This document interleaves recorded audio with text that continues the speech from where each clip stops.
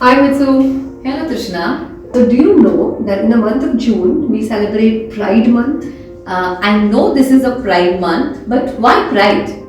So Pride is basically an integral cultural concept amongst the lesbians, the gays, the bisexuals, the transgenders, the queers, the intersex community, okay, which stands for solidarity, collectivity, and identity. And also, it's basically a resistance to discrimination and violence. So you mean today we are going to talk about LGBTQI? Correct. So coming to that, I was a little curious to know whether the way you do physiotherapy changes for an individual from this particular community compared to others. So these individuals are definitely going a lot of stress in their life. True. And that's why they take a help of a counselors, which they call as a conversion therapy. Okay. So during these therapies and during this stress, there is something which they feel as called as myalgia, Okay. which is often even seen in during depressive phases of a woman or a man. So these myalgia is basically a muscular pain which can give you a symptoms like heaviness on your shoulders, neck spasms, calf pains.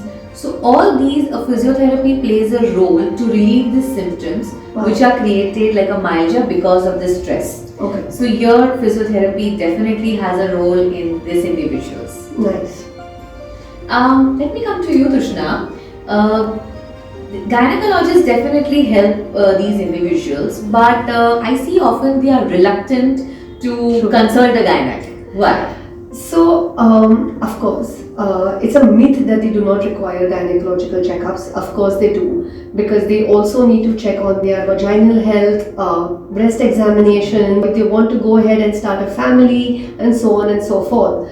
And the part where you said they're reluctant to meet a gynac or meet any doctor in particular is so true, because we don't see as much of inclusiveness amongst our fraternity as I wish there was. Yeah. So I wish there's a point where all of us are, very inclusive, where they can walk into our clinic and talk to us like a normal other individual. But saying all this, a lot of these, men and women, or a lot of these people from the community undergo a hormone therapy, right? Yeah. Does that change your model of work?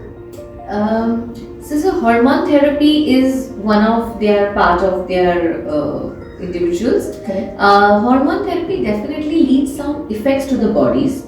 So let me explain in a way is like there is two cholesterols in the body, which we have a good cholesterol and a bad cholesterol. Good cholesterol we call as HDL, which is high density lipoprotein. Correct. And the bad cholesterols are your triglycerides or LDL, which we call as low density lipoprotein.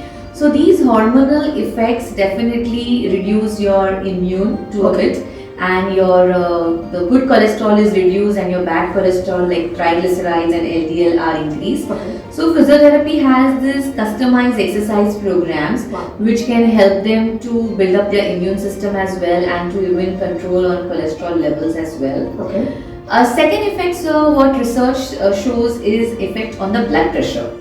So blood pressure, we say systolic and diastolic blood pressure, the upper and the lower blood pressure. So the systolic blood pressure is a little affected with these hormonal effects. Again, the exercise programs by physiotherapists can help them.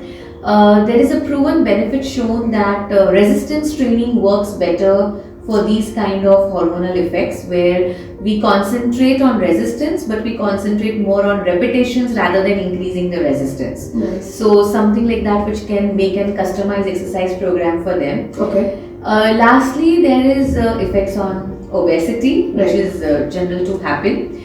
Proper exercise program, Pilates, breathing exercises, toning muscles, all this can definitely help them a lot to have a healthy, free, independent life. Wow. Okay. So physiotherapy can play a major role. Under hormone. And for the Tushna, I see a lot of these individuals feeling stuck Okay. in their body. Why so? Okay. So when you say feeling stuck in the body, right? Now basically what we first need to understand is that we need to address them with a particular pronoun that they are comfortable with. So we first need to know that there are different pronouns you can address them with, and then accordingly, apply them and have the empathy towards them and go on. When you say feeling stuck in the body, that's basically those individuals who want to change the gender other than the gender in which they are born. So that's called gender reassignment surgeries. Of course we can do it today, but it's not as easy as it sounds. It's not like you walk into my clinic today and I reassign your gender tomorrow. It's a multidisciplinary approach where a gynecologist is involved, a psychologist is involved, a psychiatrist may be involved, a urogynac is involved, a plastic surgeon is involved, and various other modalities may or may not be involved. We are counseling the individual, their partner if there is any, the family if required. So it is a long-term process, and it can be done, yes, but it's not easy. So you need to come in, talk to us, discuss things with us, put things down on paper and understand the pros and cons.